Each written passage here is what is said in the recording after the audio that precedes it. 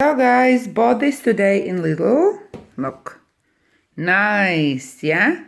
Cordless window vacuum cleaner for streak-free cleaning of glass and surfaces.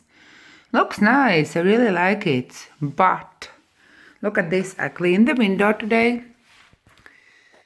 And look at this.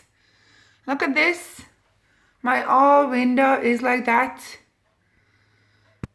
What the hell? Look at this. Ugh.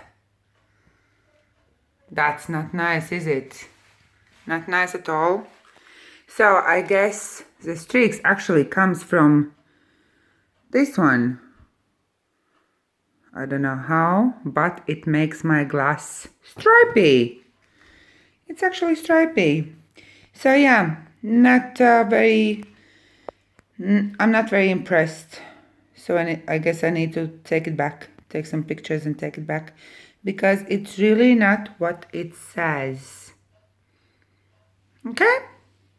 Honest review? Yes. Good luck, guys.